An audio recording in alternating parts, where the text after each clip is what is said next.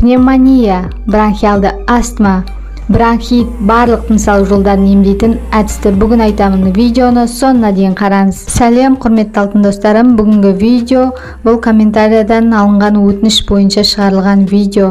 Ал видеоны бастамас бұрын достар, каналға тіркеліп лайк басып, каналдың дамуына үлес қосамыз.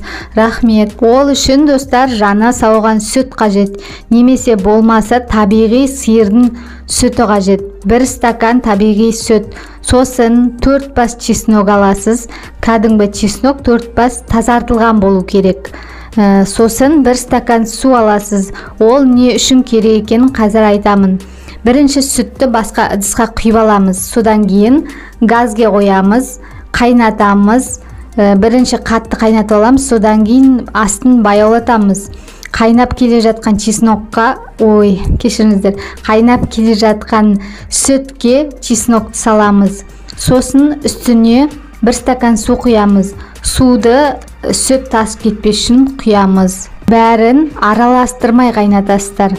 Сүтті араластырмайсыз, жаймендеп қайнатасыз. Қайнағаннан кейін, яғни көлемі азаю керек сүттің. Ішіндегі чеснок қайнау керек, көлемі азаю керек. Қайнағаннан кейін өшіреміз. Бұл қоспа астма, жөтел, пневмония, өкпе аурулары, тыныс алу жолдарының барлығына көмектеседі. Егер аллергияңыз болмаса, қарсы көрсетілімдер болмаса, сізге сүт пен чеснокқа онда ішуге болады. Тыныс алу жолдары емделіп, ағза тазарады. Бұл сүтті ұйықтай алмай жүрген, ұйқысыздықтан қиналып жүрген адамдарға да өте көмегі тиеді. Бұл әдісті жатар алдында ішіп аласыз, ұйықтар алдында.